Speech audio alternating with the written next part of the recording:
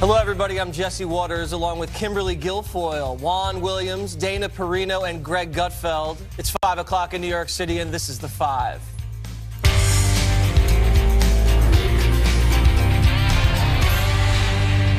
Liberals still expressing their rage that Hillary Clinton didn't win the election. Some of them screamed at the sky last night on the first anniversary of her loss.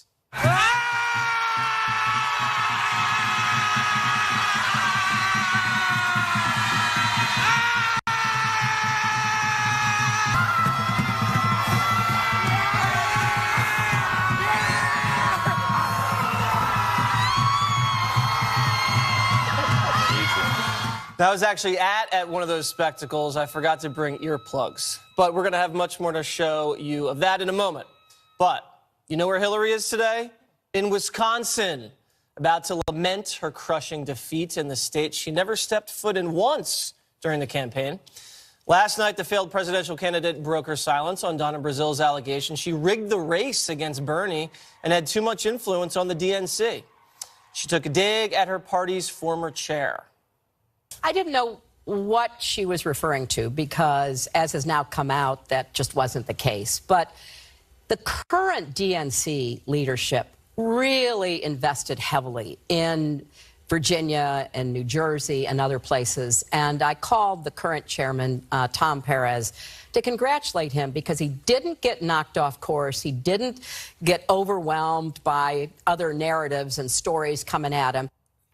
Brazil had some words of her own for the Clinton team last night. Tucker asked her about what she wrote about campaign manager Robbie Mook. You said, I'm quoting, "I've worked with men all my life in politics, and I can sense when they get to this part about not being able to deal with a woman. It was not a racial thing, it was a gender thing. Every time you mention that they're trying to shut you down because you're a woman, all these guys are like, no, no, no, no, no." They do sexism, too, apparently, from your book. Which is a little weird since Hillary ran a whole campaign on breaking the glass ceiling, and here's the guy running her campaign diminishing you because of your sex. It seems ironic, maybe. You know, it was dismissive. I don't, condescending and dismissive, those are the words I characterize in the book. Are you enjoying watching this, Kimberly Guilfoyle? Yeah, actually, I find it politically fascinating. I do. And I love that she's out there telling the truth to a lot of people, as we know, are very intimidated by the Clinton machine and their, political operation that has been threatening and intimidating to so many for so many years, to the point where they went ahead and said, okay, we're going to put her forward when you had really great candidates as well, like Joe Biden and Bernie Sanders going forward, because she felt it was her time and it was owed to her. And okay, she had her chance, so now it's time to move on and let the party grow and express. And the only way they can kind of do that is they actually are honest about what transpired, what happened. And Donna Brazil is trying to do her level best to put that forward, and probably against incredible odds in the aftermath of trying to tell the truth. Are you on Team Donna or Team Hillary, Juan? I don't see a need to divide them. I like them both, but I must say, I just feel like... answer, Juan. Pick a side. Well, no, because I think last night's scream, I feel like the 2016 election, it never stops. It just goes on and on and on. Yeah. And we're still arguing, for the Republicans, still demonizing Hillary as if she... I mean, I think Sean Hannity said the other day she was president. He didn't even realize she's not president. Slip of the tongue, Juan. I'm sure you're familiar with that. But I'm just saying, it just goes on and on with this. And now it's got to be... I think Donna Brazil has a legitimate thing about being condescending to, not being taken seriously by Hillary's team after she stepped in to save them in terms of the DNC. That's true. And guess what? There's a contrary argument to what Donna says, because Hillary Clinton literally financially bailed out the DNC. The same deal had been offered to Bernie Sanders. She took it, and in exchange, she started calling the tune about who they hire and what they had to say, and then Donna says, well, so it seems like it tilted things. Now, Donna's gone back on the rigging claim, if you notice. Yeah. So, but to me, it's like this feeds, I think, the Republican narrative that, there's such dissension among Democrats, when, in fact, the big split that we know of, especially tonight, is among Republicans after what happened on Tuesday. And we will definitely get to that later in the show, Juan. What do you think about the allegation of sexism and racism coming from Donna Brazil? You had Jen Palmieri at the top of the campaign, Huma Abedin. Does that strike you as kind of off? Well, no, I trust women when they know it when they see it or they hear it. Right. And of course, like Donna Brazil is not somebody that throws around allegations like that. And look, she did a lot. She was the first African-American woman, or maybe even the first woman to run a presidential campaign when she was the campaign chairwoman for Al Gore. Yep. And look, she is... this is amazing to me about Democrats. This is a person who has dedicated her entire life to Democratic activist politics. When she took over for Debbie Wasserman Schultz, who was disgraced and had to step down, she took a leave of absence from ABC and CNN. She did not take a salary from the DNC. And allegations that she's, just trying to make money and cashing in by selling a book, that really makes me mad. Because if we know anything about who was actually trying to cash in, it wasn't Donna Brazile. No, she gave up a lot of money from those. And I admire her for getting out there. I do think it's not easy when you're there's like shades of gray, like rigging or not rigging. Like that probably should be a little bit more solid. But I feel like she looks liberated. And also, she has said that I worked hard to get Hillary Clinton elected. I'm excited about the Democrats going forward. But she wanted to tell her story. And when it comes to sexism, I imagine that if you're on the other end of the phone, you're in Washington, D.C., and you're getting a call from Brooklyn telling you that you know better in Brooklyn what's going on in the country than Donna Brazile, who spent her entire life on the front lines for the Democrats, it probably is pretty annoying. Perhaps it and is she's tough. sexist. I mean, she's strong, she's tough, she's been around, and so when she's saying not a that, victim. believe me, she's not. No, she's not a victim. I've had my run-ins with Donna Brazile, and she's intense. She gets her message across. Yeah, I love it. Did she call you honey?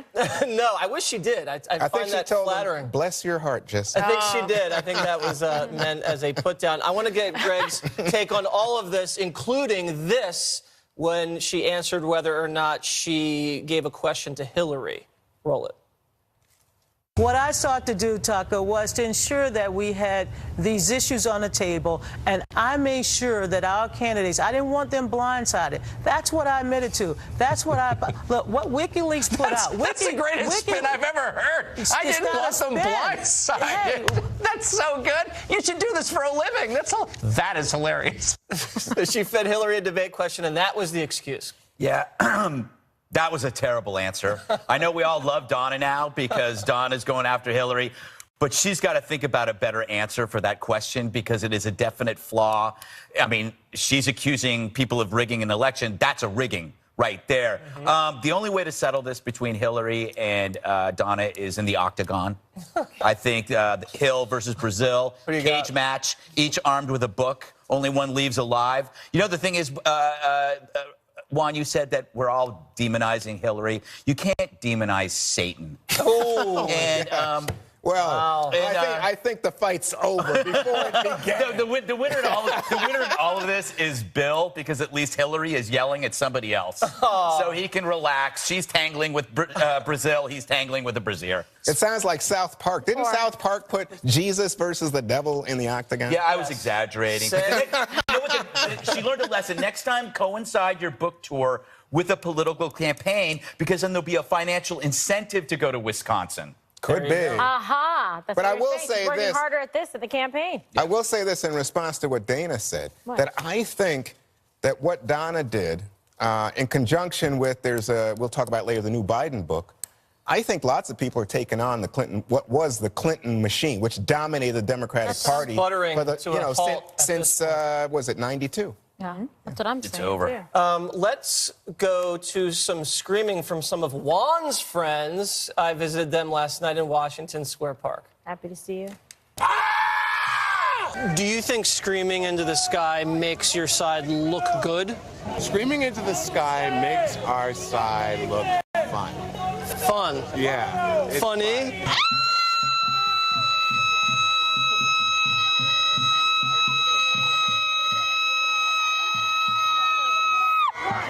How do you feel now?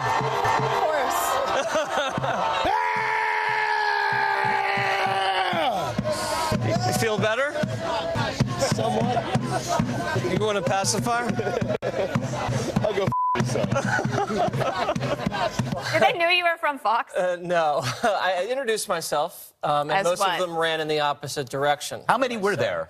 Only about 30, Gutfeld. There was more media than there were screamers. I was going to say each screamer probably had their own reporter. That's true. But I think that that's a bad sign for Republicans, because the best argument for Trump are the hysterical anti-Trump reactions. And if that's going away and everybody starts getting back to normal, you don't have that villain anymore. Oh, no, we're keeping it alive, Gutfeld. We are definitely keeping it alive. Juan, would you like to defend Democrats on the Scream Fest? I thought she was a wonderful scream. That was an amazing That scream. was a great scream. I asked you, was she a professional She could do singer? horror movies. Yeah, that was pretty good. Well, I found the whole thing embarrassing, and I'm embarrassed for myself. Yeah, that's what I was going to say, because you had to show up and cover it. I don't think that was very cathartic for them. I think it was just too theatrical, and first of all, some of the screaming wasn't very good and wasn't done properly. Did it look like they were having a little bit of fun, though? Yes. It was, as Kimberly would say, a cathartic experience. Yeah. And there just wasn't very many of them. I sent you the article about Philly. Like 6 people showed up. Yeah, there was 3 people in Philadelphia. So the resistance is strong, everybody. The resistance is strong. Coming up, can Republicans get tax reform passed? New developments today on their big push next.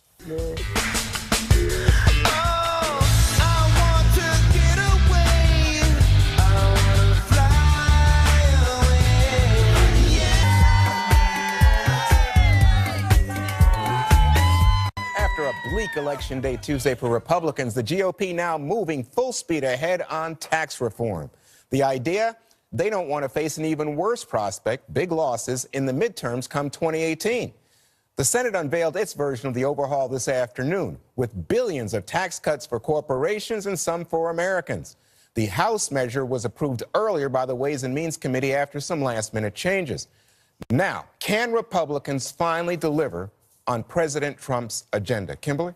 I think it's going to be very difficult because now you see the party becoming even more fractured on this issue where they're not able to get consistent bandwidth and support across all areas and sort of factions of the party. And it's disappointing because we were all thinking that this was going to be a big win for them, that this was a consensus-building piece of legislation, a platform that they could put forward to ride into the next elections to say, okay, we actually got something done. We're here about the nuts and bolts. We were the party that was going to be about limited government and putting more money in the pockets of the hardworking, everyday men and women in this country that have been forgotten and left behind. And everyone was like, wait a second, what happened? And then you see they're carving back away. We're going to take a step back on the corporate stuff. So when you look at it, what's kind of left of this carcass? And nobody's very happy with it. This is leftovers for no one, which is disappointing in my house. Greg, let me just tell you. Pizza. I'm sorry. Yeah. Yummy. Greg, I was going to mention to you, so President Trump called in from Asia to a group of Democrats and said, I know. oh, you're going to like the Senate bill. Don't worry so much about the House bill. And I'm thinking, well, gee, if I'm a House Republican, I put myself on the line. What am I to think here? The only positive thing I can say is that this is a work in progress. Yes. But the reality scares me, and this is why. The Democrats will never approve a bill that cuts spending or shrinks government. That'll never happen. So they're never going to approve a bill that actually cuts taxes. Why is that scary? Well, if Donald Trump is adamant about getting a deal done, then that deal is going to make Democrats happy. And I don't like being in a position where, I'm expected to help secure Donald Trump a victory if it goes against my principles. I'm a 2T guy. Bedfellows. I'm a 2T guy. Terror and taxes. So you're going to say Waters. Yeah.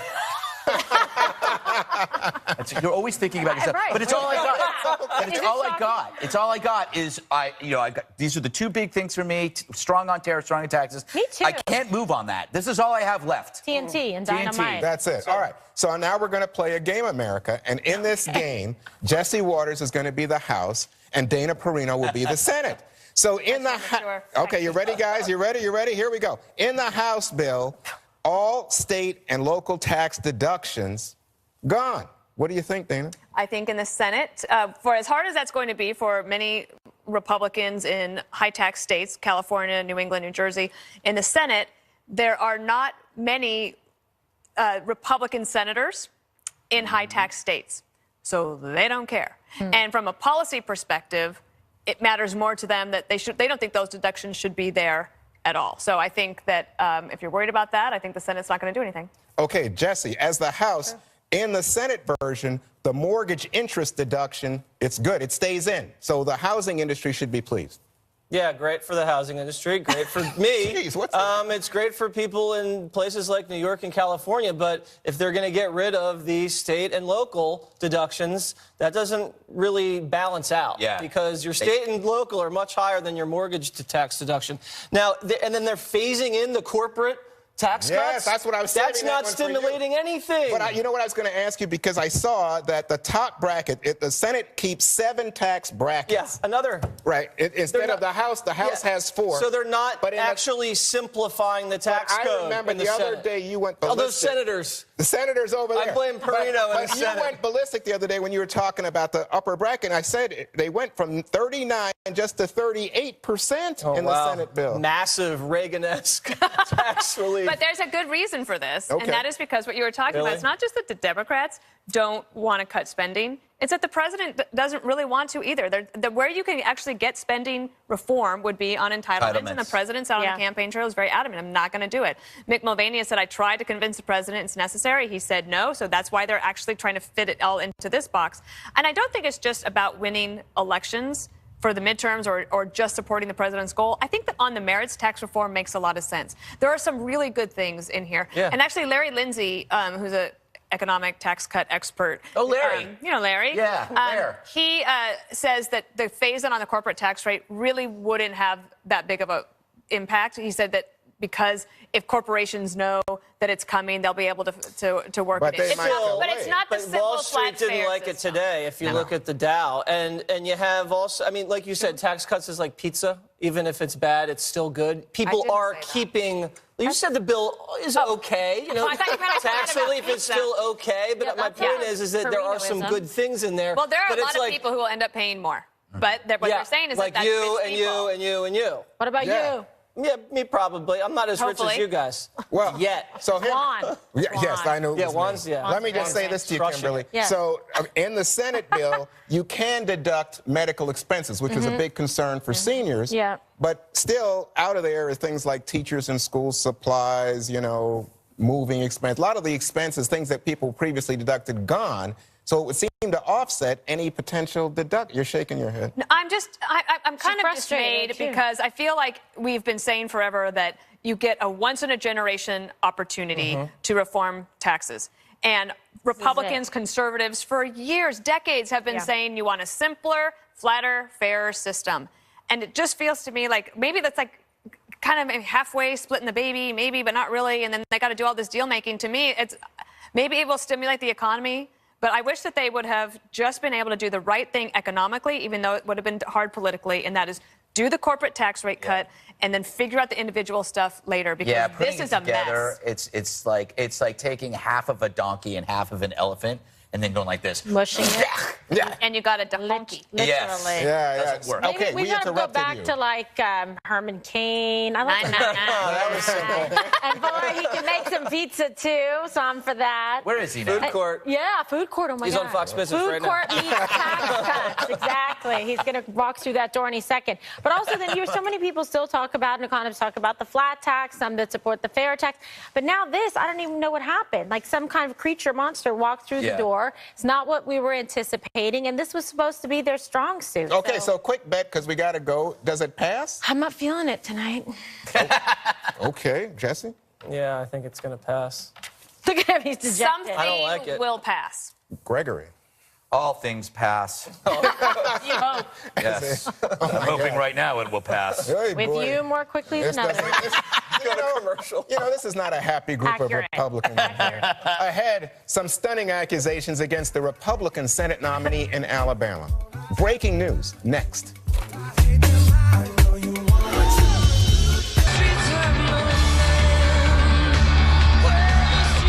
Now to a bombshell that could impact next month's special election for Jeff Sessions' old Senate seat in Alabama. Some very serious new allegations against Republican nominee Roy Moore. Details now from Peter Ducey, who's live in Washington. Peter?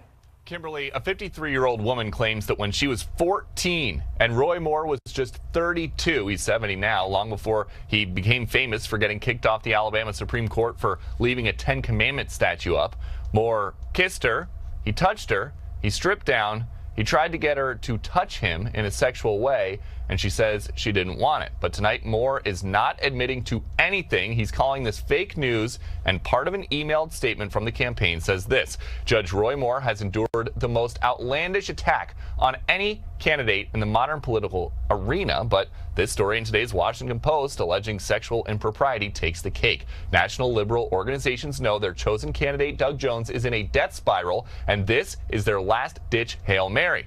The Senate Majority Leader Mitch McConnell, who Moore basically ran against in his primary, just said this: if these allegations are true, he must step aside. But not all Republicans have the patience to wait to see how this pans out. Senator John McCain says this about Moore, quote, he should immediately step aside and allow the people of Alabama to elect a candidate they can be proud of. But even if Moore does step aside, his name is still going to be on the ballot in December because we're within 76 days, and the law says the ballots can't be reprinted this late. Alabama also has something called a sore loser law, which means that since Luther Strange already lost this year, he can't run on the ballot as an independent, but he could stage a write-in campaign. Tonight, Strange hasn't said anything about a write-in campaign. All he said is that the details he knows are very disturbing. Kimberly? All right, Peter, thank you for that report. So, Dana, it's quite a development in a race that was heated to begin with, that was a little bit fractured in terms of, Republican support, with the president supporting Strange and a bunch of other Republicans, populists and Banner and whatnot, supporting Roy Moore. This is a guy who's not gone out, without a fight before. When they wanted to remove him, he wouldn't resign. And now we have this situation, obviously very disturbing allegations, and if true, then there's no place for him on the ticket. And so the Washington Post has 4 on-the-record sources.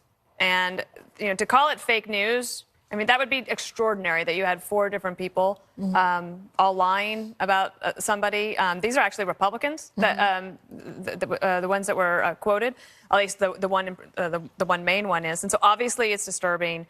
But I have to say this. So the state auditor of Alabama, the way that he tried to spin this is to say, take Joseph and Mary. Mary was a teenager. Joseph was an adult carpenter. They became parents of Jesus. Right. As Greg pointed out, actually, Jesus was Immaculate Conception. I remember that part. So this doesn't even make sense. Yes. And I think that if you are worried about speaking up about this because you might give political ammunition to your opposing side, that is weak and wrong. Okay, Greg, what do you make of the situation, and give us a prediction? Well, I mean, I will go on record and say that I'm against adult men hitting on 14-year-old girls. All right. That's good. Okay? Good man. Thank you for that. But it seems like it's raining bad men, to paraphrase that Raining classic song. Weinsteins? Yes, it seems like every hour there's another tawdry tale. And what's happening now may be a form of justice, but there seems to be missing a process. What's next now? Does the guy just step down and go away? Or is there some kind of investigation? We seem to be missing. Process, yeah. There seems to be some kind of due process, but it also does seem to tell you that ideology often blinds you to the potential flaws and the background of somebody. Luther Strange seemed like a really good guy to me, but he wasn't as ideologically pure as Moore. Correct? No, it depends on what are you looking Trump. for. Actually, in terms I actually of think from a conservative ideology, Luther Strange was much more. Well, yeah, but I'm talking in the pure. In the new new ideology. Populism? Yeah. In the new, we replaced one ideology with another. Right. Is what I'm saying. You mean that he was more a Steve Bannon guy? Right. And so that made you Luther blind. Strange was much more a Mitch McConnell guy. Exactly. And now, Bannon, in fact, just said yesterday, get McConnell out of here and all that. But this is Steve Bannon's guy. Yeah, that's what my point is. When you choose an ideology, which is like, this is how it's going to be, you don't really do as much research as you should because you're blinded by your own biases. Okay, so also, Jesse, you have McConnell speaking out, saying if these allegations are true, he must step aside. So you've already got division, in the party. How do you see this playing out, and how quickly? I don't see how this plays out. It feels kind of gross talking about the political implications of this, because if these allegations are true, I feel horrible for these women. It's disgusting. Even just the allegation itself, it's not just one person, it's multiple people. So the whole cloud, the whole stench around this guy, I don't see how he can represent Alabama in the U.S. Senate. Politics is a dirty business, and innocent until proven guilty. But this doesn't seem like that to me. I'm just not getting that feeling. So I think you should step down, do the decent thing. But, I mean, to your point about the politics of this, I shouldn't even say it, but, I mean, the Democrats obviously are going to capitalize on it. Well, Fox had it, and this is a little bit back, but I think Fox had the race about even. Some people have. Just last week. Yeah, okay. So some people, though, had Moore up a little bit. But the problem here is that that Roy Moore's base is the evangelical community. And I know, you know, for people like me, I think, how do the evangelicals support Donald Trump? But how are they going to deal with this? Because this is rank hypocrisy. I don't even think that's even within the realm. I mean, no, grabbing women and stuff is what I'm talking about. Yeah, I know. That's what I was thinking. But this is much more. Is that what your point is? That this is. It's not the same. I mean, correct. You're talking about, with you. You know. But I'm saying for evangelicals, this is a real test. And Alabama in the Bible Belt, this is going to be a difficult issue. I don't know where it goes. I guess, you know, I'm assuming that the Washington Post will have a follow-up story, and if Roy Moore has evidence that this is indeed fake news, then he should come forward with it, all of it. Yeah, usually when these stories, another story encourages other people to talk, and they'll be right. Which is why it's raining bad men. Yes. Hate when it happens. Coming up, Greg exposes the truth about some race-related hoaxes. Coming up next. Stay with us.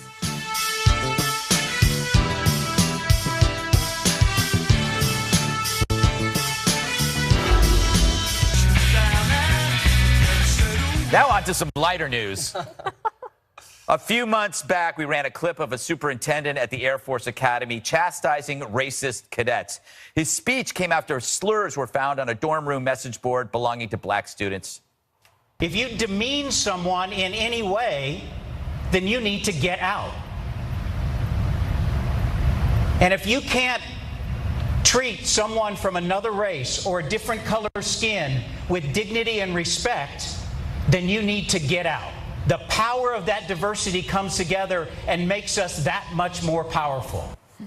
Well, like many in the media, we ran this clip because it provided a powerful response to racism that the media demanded after Charlottesville. While the clip ran, I kept shaking my head, for I'd seen this story before. The list of hate crime hoaxes is long. Now we must add this one to the tally. According to the Air Force Times, a black cadet admitted to writing the slurs, and he's since left the school. So what's the response when we see stories like these exposed as hoaxes? It's never as huge as the initial response was when we assumed that it was real, which only encourages more hoaxes. For the outrage over the crime is the only part the press seems to remember, not its debunking, which encourages the copycats, which is why we're doing this now, so people don't keep thinking this kind of thing pays off. Of course, social justice warriors will repeat the pathetic excuse that while this racist act may not be true here, you just know it's true somewhere else, which guarantees further opportunity for attention and likely another student's expulsion. I know it's crazy, but maybe it's time we stop feeding the stories to the public before they're properly investigated. Who am I kidding? All right, Juan, I think you owe me a steak dinner because I remember after we did this, I said to you, this isn't real. You did say that. You guys are making dinner bets on hate crimes? Yes. That's because we're so compassionate. And yes, but I said after then, first my head was. Shake your head, but you have this thing where you're just like. I'm going. This is not true. This is not true. And then afterwards, I go, what? Steak dinner? I'm betting. But it's not. But the thing's not good for you. It's not good for you. Yeah, I was going nuts. I think we'll give you fish. I don't eat fish. You know that. So what do you? When you see this, this obviously puts race relations back because it makes everybody suspicious of accusations now, right? Sure, but I think the reason that you're doing this is though you think that this means that all allegations are somehow fraud. I don't. You're think using that. I'm asking you. No, I'm saying I told you so, Juan. Well, that's you why did. I'm doing No, it. in this case, you told me so. And there are other cases because as you were speaking, as you were delivering the monologue, I think the viewers could see. Yeah, there's a list of people. But my feeling about this is, look, if you ever look at at the Twitter account for this show while I'm on, you'll know that there's some pretty harsh feelings. Don't look at it, Juan. That's what Most of those, though, are from Kilmeade. Is that Kilmeade's got a lot of dummy accounts. Yeah, now that Twitter's 280, it's really gotten bad. He's got a lot of time on it. He's a terrible person. He gets up so early, and then he just goes on after one. Kimberly, is there some kind of punishment Is the punishment so? A lot of times when people do these fake hoaxes, if they say they're under psychological stress, they need therapy. Should there be stiffer penalties for this stuff? I mean, you would think so, right? Because when you see kind of the cumulative effect and the collateral damage that results from things like this, it's really bad. Remember, hands up, don't shoot. It really stimulates in a very negative way, you know, racial divide and injustice and crimes that are committed against individuals, personal and property damage, really hurting communities. And it's so far along after, sometimes when you find out that this wasn't true, that if you didn't sort of search for it to follow up on it, you wouldn't know. And that's why I think you do a great job on this one thing, that you actually bring it up and you follow up and you track it down and say, remember this? When I was like, hey, this wasn't true. Well, yeah, I knew it was going to happen. There was another hate crime that was exposed as a hoax. It was Dana, Kansas State student wrote slurs on his car. And it turned out it was the victim, a black male who had written the, and so. But would you hear the initial? Did he have to leave the school? I don't know. I didn't read that far. Because he wasn't in the school. Well, when it comes to this person from the Air Force Academy, yeah, he's gone. The punishment is that he just missed out on a wonderful educational opportunity. Yeah. And so, does he deserve a second chance? No. You don't think so? No, I'm not. I'm not. But I also think that this should not take away from what I think was a pretty amazing display of leadership on behalf of Jay Silveria, the lieutenant general, who addresses the students immediately, takes immediate action with a pretty powerful speech. I don't know. Why? Are you going to take away from that? Yes. Why? I don't know. I just am. Because I knew it was fake. And I you know what? I can't. But he didn't know it was fake, and he felt like he had to do something. Or was he trying to? Was he trying to cover his? Are you questioning the lieutenant general? I question everything. I question you right now, Dana. I don't even know who you are anymore.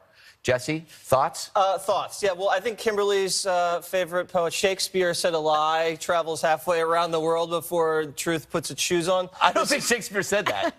Is that a hoax?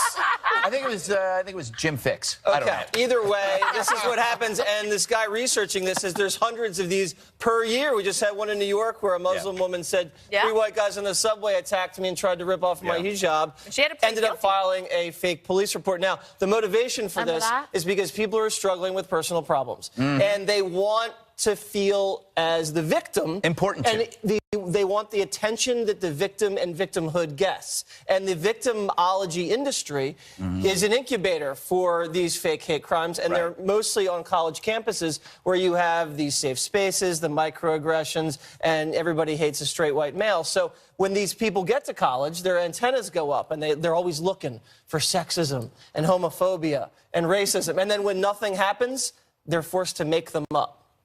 Instead of being a victim, be a victor. All right. Huh? There's a T-shirt for you. That was Shakespeare, too. That was Shakespeare, too. Maybe it was. I don't know. Maybe it was Shakespeare, but I don't think it was. We'll don't stare find at me out like the commercial that. break. All right. A new twist in the violent attack on Kentucky Senator Rand Paul. Next.